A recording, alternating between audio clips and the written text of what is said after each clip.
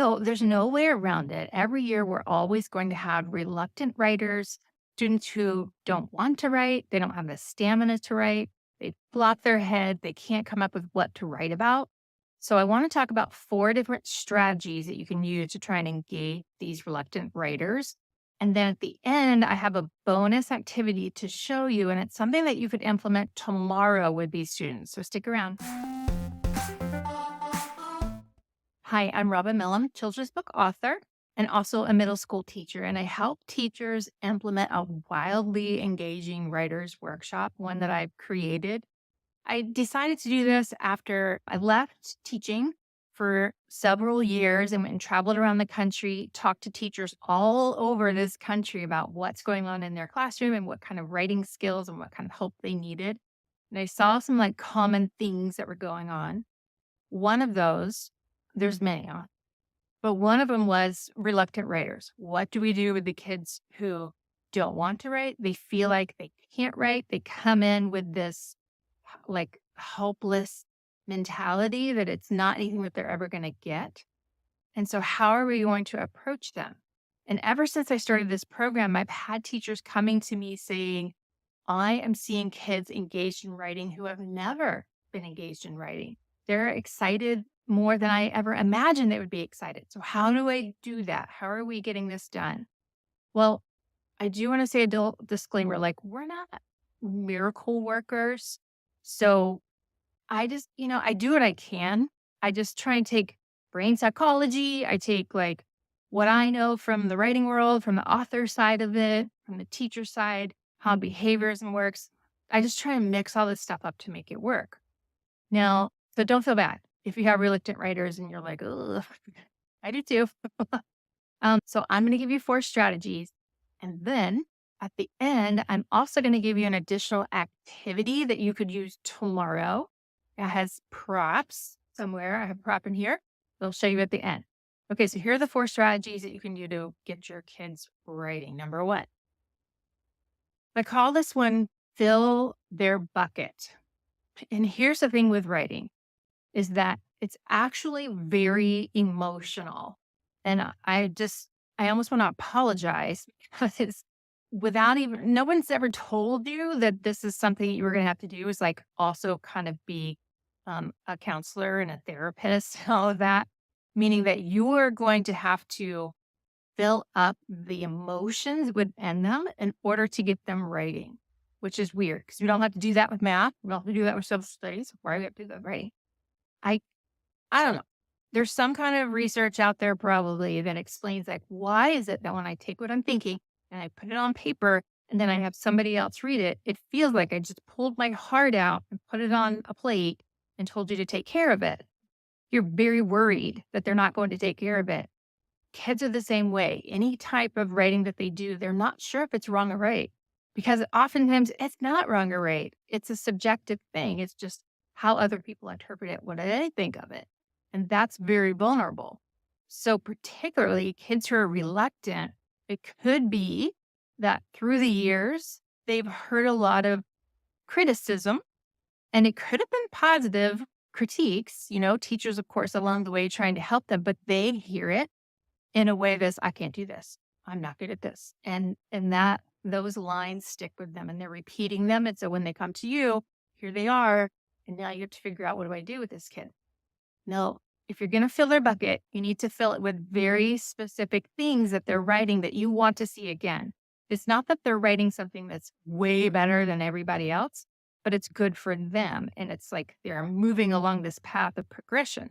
So I always kind of hone in on these couple of kids who are reluctant writers. And I make sure that I go and check out the writing that they're doing that day. And I find something very specific that I am impressed with. It could be just a little line that's funny, a little type of voice that's in there, maybe even exclamation points and the way that they punctuated it, anything at all, the first line. And I will and I will walk up to them and I was like, oh, I love that. That's so funny. But you have to do it in the most authentic way possible. And you need to do it a little bit louder than a whisper because it needs to sound like you're only and don't tell the kids that we're giving away all our secrets here. It needs to sound like you're only saying it to them, but it's loud enough that the other kids are hearing it. The student knows that. They know that other people are hearing it, but they still feel like, oh, they're giving me this particular advice just to me.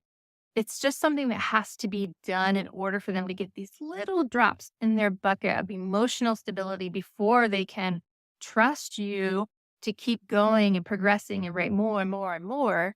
Because if we don't ever do that and then we just get to the essay part, it's almost think of it like a deposit into a bank account. We have nothing to pull on. So we've got to have as much emotional deposits in their writing bucket. How many metaphors can I get in here? um, so that we can pull on all of that self-esteem and that stamina and that confidence to go into their essay. So whenever possible, make a big deal out of anything that they're doing. Write a funny little face on there, whatever you can. Okay, that's number one. Number two,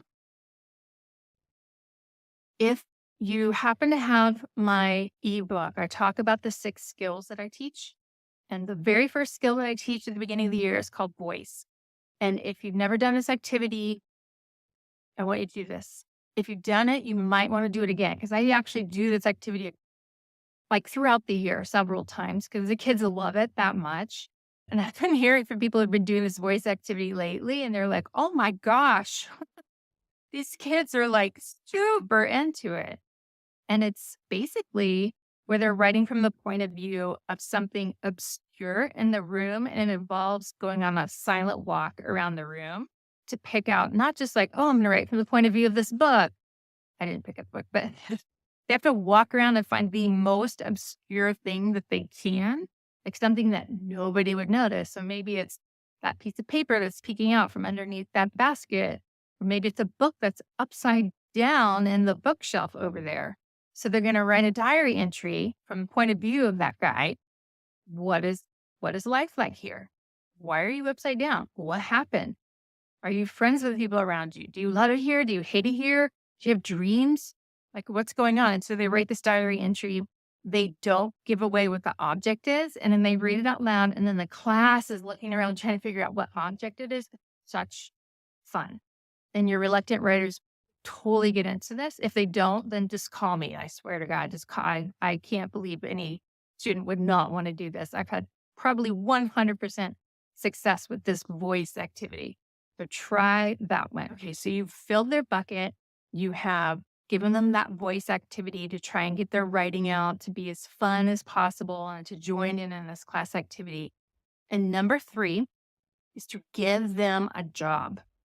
Now, if they're a reluctant writer, you might not want to give them the main captain's job the first time around, just so they can get used to the whole flow of a workshop and feel success with it. So I have 2 jobs, but then I talked to some other teachers and they added on a 3rd job, which I like. So now I do 3 jobs in Writer's Workshop. Number 1 is the captain who is giving all the directions and stuff. And then number 2 is the timekeeper. And then the 3rd one added recently is I can't remember the name of it, the activity manager or something. And they are the one who takes the dares, which I'll show you, the dares that we do. And they just like hold up 3 at a time, flip them over. And then they walk around and they have somebody like pull one of the dares. And that's one of the choices for the day. And they also click the button to spin the digital spinner for one of the choices that they're going to do that day. So that 3rd job would be absolutely perfect for your reluctant writers so that they're like, oh, they're engaged. They are moving around. They're helping pick out what the topics are. They feel connected to what's going on. So that's the 3rd thing you could do. And now the 4th thing is I want you to give them choice, but it needs to be limited choice. It shouldn't be everything under the sun that you could possibly want to write about in Writer's Workshop.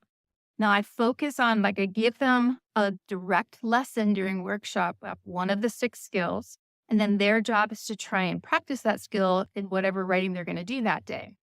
And they have 3 avenues to choose from.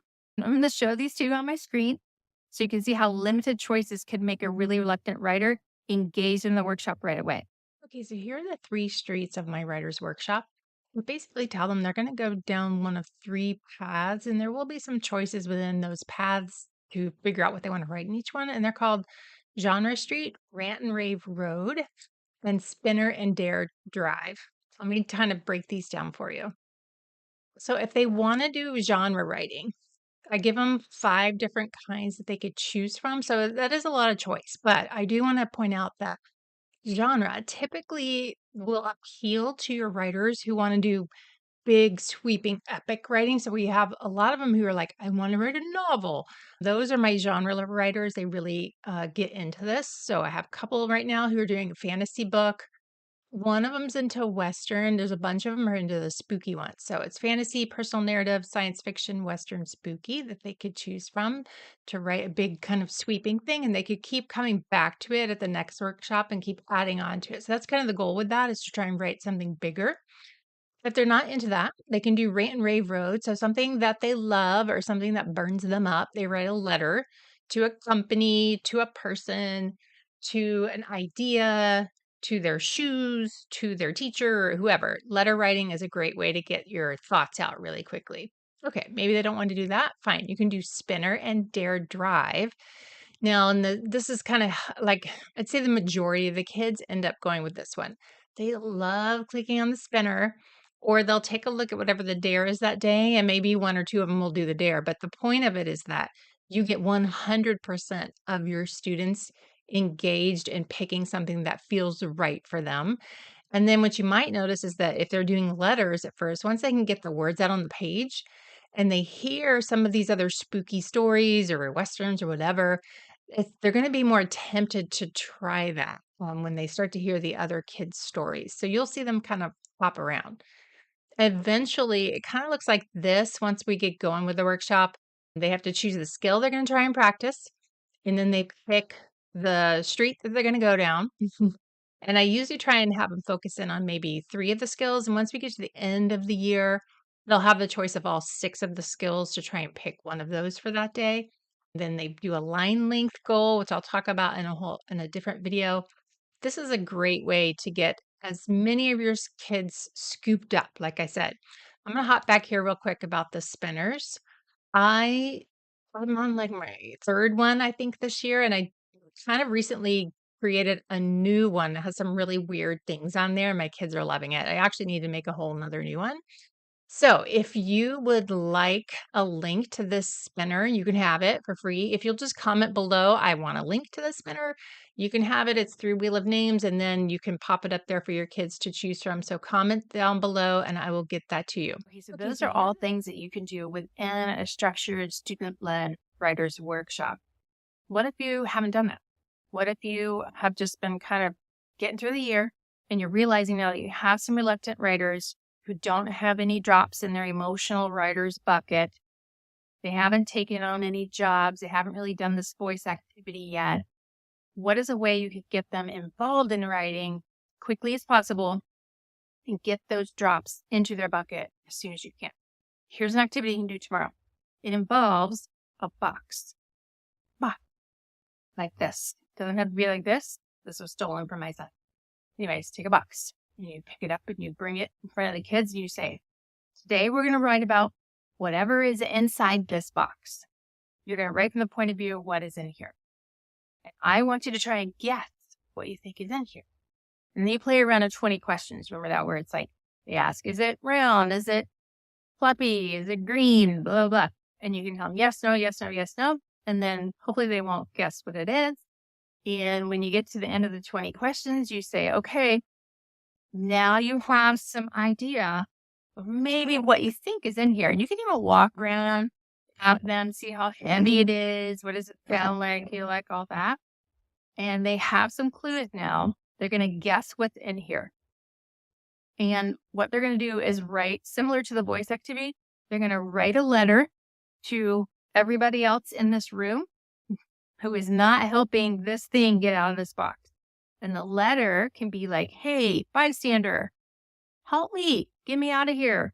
Or it could be to whom it may concern, or to the management.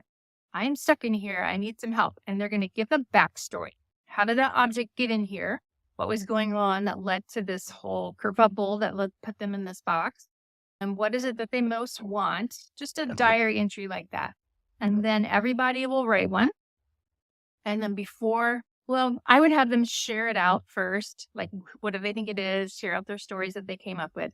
And you show them what's in here. Make it all dramatic. So you say, okay, let's find out what really is in here. Open up the box. I'm going to say, oh, there's a letter. You better read this. And so I share this letter with them. And it says, and then if I read this, they're going to try and guess, see if they got it right. Dear bystander, help, get me out of here. All I was doing is having a friendly conversation with my pal, Sharpie. I made a joke about him. Well, like, he smells. But the next thing you know, he's flipped me into this box and he ran off with my girlfriend, Betsy Ballpoint. I get it. I shouldn't make fun of things that they can't help. I'm not perfect either. In fact, I can't even draw a dark line.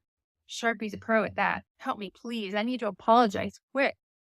But now, based on my letter that's in here, they're going to guess again to see, did they get it right? What's in here? And you go over to someone and they see, it's a highlighter.